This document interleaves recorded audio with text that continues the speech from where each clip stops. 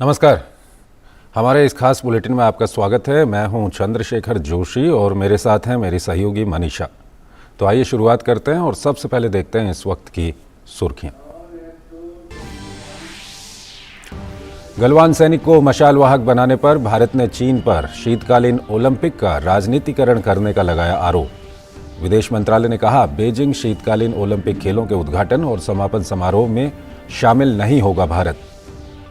भारत के लोक सेवा प्रसारक का खेल चैनल डीडी स्पोर्ट्स नहीं करेगा खेलों के उद्घाटन और समापन समारोह का सीधा प्रसारण।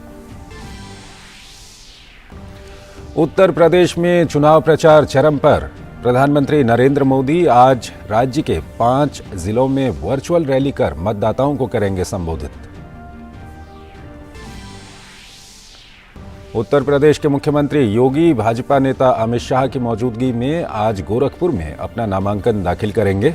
वहीं कांग्रेस नेता राहुल गांधी का भी गोवा में चुनावी कार्यक्रम। संसद के बजट सत्र का आज 5वां दिन। दोनों सदनों में राष्ट्रपति के अभिभाषण पर जारी रहेगी चर्चा। उच्च सदन में शून्यकाल और प्रश्नकाल भी होगा। दोनों सदनों में आज कई प्राइवेट मेंबर बिल सूचीबद्ध। कोविड-19 के मामलों में लगातार आ रही है कमी। स्वास्थ्य मंत्रालय ने कहा, कोविड संक्रमितों के लिए भी पूरी तरह से सुरक्षित है सर्जरी। वहीं 11 राज्यों में पूरी तरह और 16 राज्यों में आंशिक रूप से खुले स्कूल। शिक्षा मंत्रालय ने स्कूल को दोबारा खोलने को लेकर गाइडलाइन जारी की। और शीर्ष ISIS आतंकी अबू इब्राहिम अल हाशिमी अल कुरैशी मारा गया। अमेरिकी राष्ट्रपति जो बाइडेन ने बताया, उत्तर पश्चिमी सीरिया में अमेरिकी सेना के चंगुल में आने से पहले कुरैशी ने अपने परिजनों समेत खुद को बम से उड़ाया।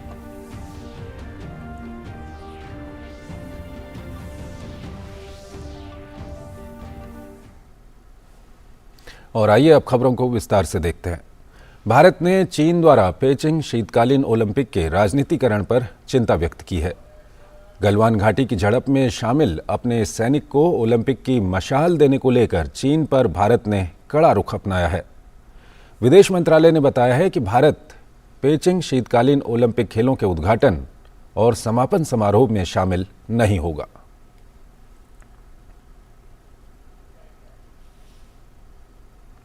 वहीं प्रसार भारती के CEO शशि शेखर वेम्पट्टी ने ट्वीट कर जानकारी दी है कि डीडी स्पोर्ट्स चैनल बीजिंग में हो रहे शीतकालीन ओलंपिक के उद्घाटन और समापन समारोह का सीधा प्रसारण नहीं करेगा।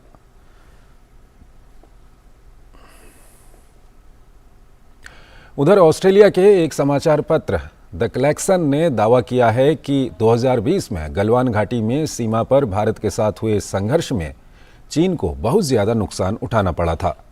ये नुकसान खबरों में जितना बताया गया था उससे कहीं अधिक था। दोनों देशों के बीच टकराव के दौरान कई चीनी सैनिकों को शून्य से काफी नीचे तापमान की स्थितियों में अंधेरे में एक नदी पार करते हुए डूबते देखा गया।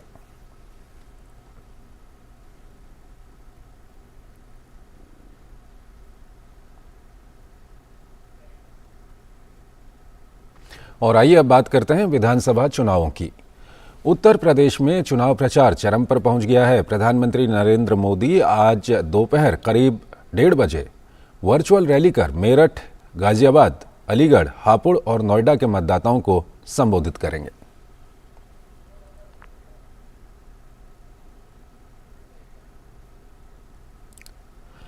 वहीं उत्तर प्रदेश के मुख्यमंत्री योगी आदित्यनाथ आज अपना नामांकन गोरखपुर शहर सीट से दाखिल करेंगे। इस अवसर पर पार्टी के वरिष्ठ नेता और केंद्रीय गृह मंत्री अमित शाह भी मौजूद रहेंगे।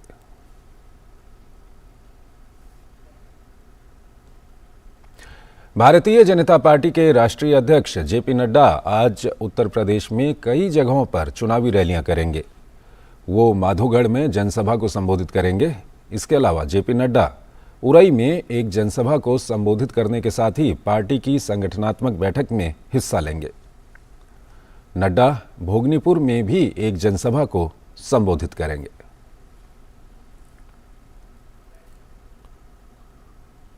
गोवा में भी चुनावी पारा चढ़ने लगा है। कांग्रेस नेता राहुल गांधी आज गोवा के चुनावी दौरे पर रहेंगे।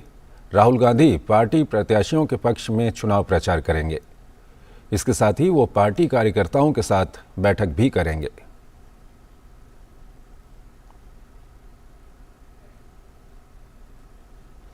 उत्तर प्रदेश में राज्य में विधानसभा चुनाव के तीसरे चरण के लिए नामांकन वापस लेने का आज आखिरी दिन है। आज ही चौथे चरण के लिए उम्मीदवारों के नामांकन पत्रों की जांच पड़ताल होगी। साथ ही भारतीय चुनाव आयोग यूपी में विधानसभा चुनाव के छठे चरण की गैजेट अधिसूचना जारी करेगा। इस चरण में 57 विधानसभा क्षेत्रों में 3 मार्च 2022 को मतदान होगा।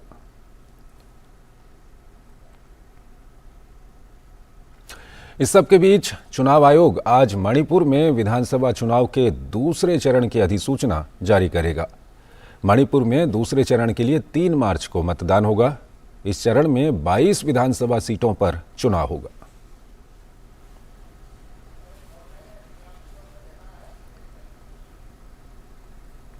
प्रधानमंत्री नरेंद्र मोदी कल हैदराबाद का दौरा करेंगे।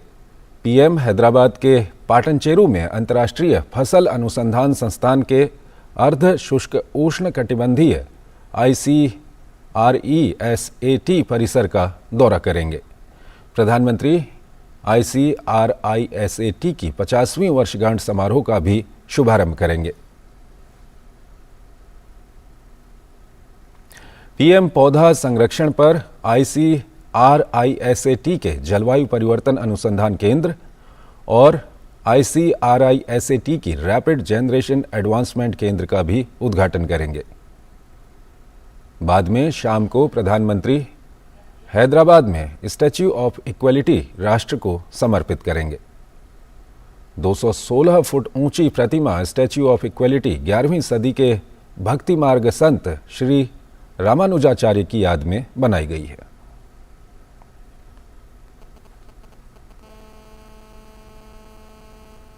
केंद्रीय युवा कार्यक्रम एवं खेल मंत्री अनुराग ठाकुर ने गुरुवार को राज्यसभा में एक प्रश्न के लिखित उत्तर में बताया कि सरकार खिलाड़ियों के लिए पंडित दीनदयाल उपाध्याय राष्ट्रीय कल्याण कोष योजना लागू कर रही है।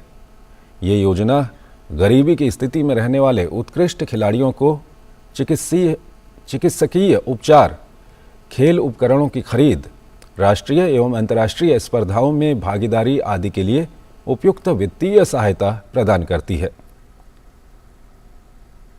इस फंड के तहत दी जाने वाली सहायता मांग पर आधारित है और आवेदनों के आधार पर पात्र खिलाड़ियों को वित्तीय सहायता प्रदान की जाती है। इस योजना के तहत अप्रैल 2020 से लेकर जनवरी 2022 तक की अवधि के दौरान 78 एथलीटों, पूर्व एथलीटों, प्रशिक्षकों को कुल 2,54,03,910 रुपये की वित्तीय सहायता जारी की गई है।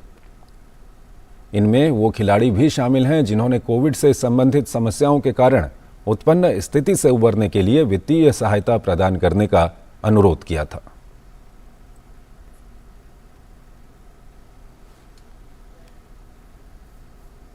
स्वास्थ्य मंत्रालय ने कहा है कि 34 राज्यों और केंद्र शासित प्रदेशों में कोविड संक्रमण दर में गिरावट आ रही है।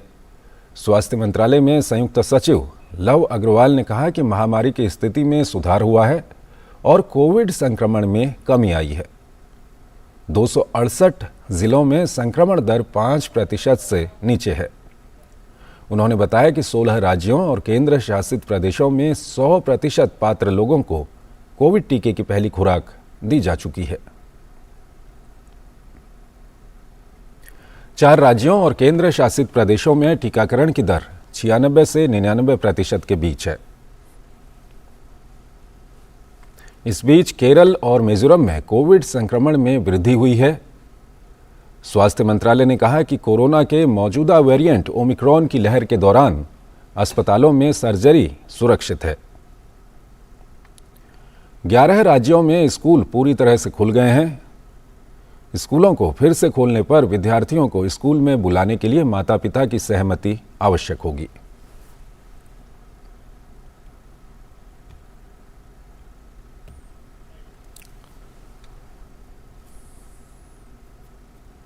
देश में कोरोना महामारी के खिलाफ लड़ाई में सरकार टीकाकरण अभियान के तहत लोगों को तेजी से टीके लगा रही है।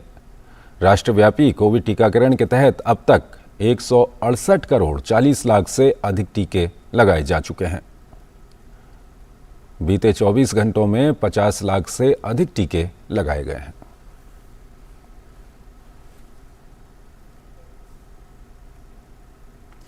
सरकार ने कोविड-19 टीके की दोनों खुराक दिए बिना ही लाभार्थी को दोहरे टीकाकरण के रूप में पंजीकृत किए जाने की मीडिया रिपोर्ट्स को खारिज कर दिया है। स्वास्थ्य मंत्रालय ने कहा है कि ऐसी मीडिया रिपोर्ट न केवल भ्रामक हैं, बल्कि पूरी तरह से गलत और बिना किसी आधार के हैं।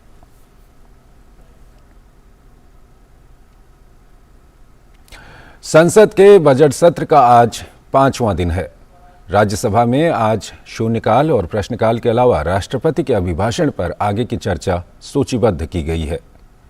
इसके अलावा आज उच्च सदन में 27 प्राइवेट मेंबर बिल भी पारित करने के लिए सूचीबद्ध किए गए हैं। जबकि लोकसभा में राष्ट्रपति के अभिभाषण पर चल रही चर्चा को आगे बढ़ाया जाएगा। इसके अलावा कई निजी सदस्य विधेयकों को भी सदन में सूचीबद्ध किया गया है।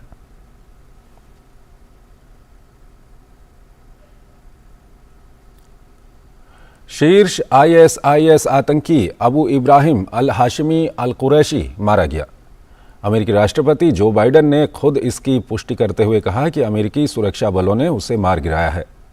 हालांकि व्हाइट हाउस के सूत्रों और स्थानीय लोगों का कहना है कि कुरैशी ने अमेरिकी सेना के हमले के बाद परिवार सहित खुद को बम से उड़ा लिया, जिससे उसकी मौत हो गई।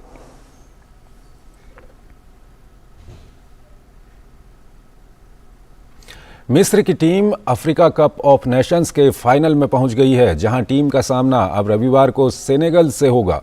मिस्र ने गुरुवार को खेले गए सेमीफाइनल मुकाबले में कैमरून की टीम को पेनल्टी शूटआउट में 3-1 से शिकस्त दी।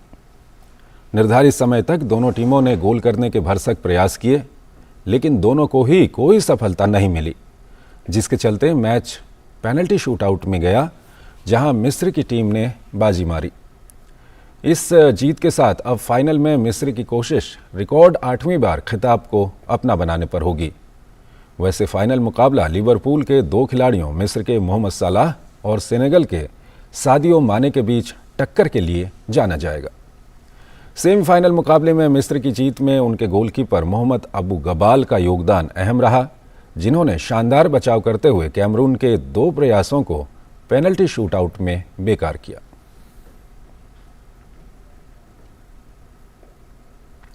टेनिस खिलाड़ी सानिया मिर्जा, अंकिता रैना, रोहन बोपन्ना और रामकुमार रामनाथन को इस साल के अंत में हांगझो में एशियाई खेलों को ध्यान में रखते हुए खेल मंत्रालय की लक्ष्य ओलंपिक पोडियम योजना यानी टॉप्स के तहत एथलीटों के कोर समूह में शामिल किया गया है। मंत्रालय के मिशन ओलंपिक प्रकोष्ठ की गुरुवार को हुई बैठक में अखिल भारतीय टेनिस संघ द्वारा 4 खिलाड़ियों को युगल पदक की संभावना के रूप में प्रस्तुत करने के बाद टेनिस खिलाड़ियों को टॉप्स के तहत समर्थन के लिए चुना गया। MOC ने पिस्टल निशानेबाज सिंहराज अधाना के लिए 4,31,000 रुपये के प्रस्ताव को भी मंजूरी दी, जिन्होंने पिछले साल टोक्यो में पैरालंपिक खेलों में रजत और कांस्य जीता था।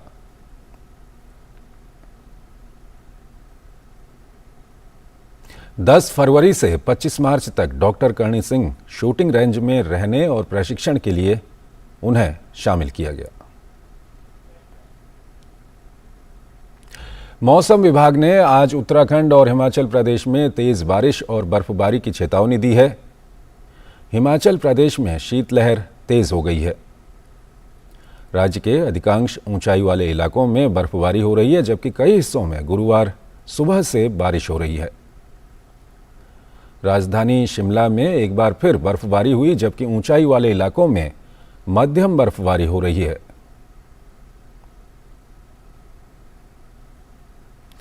उत्तराखंड में वर्षा और ऊंचे इलाकों में बर्फबारी के बाद तापमान में और गिरावट आ गई है।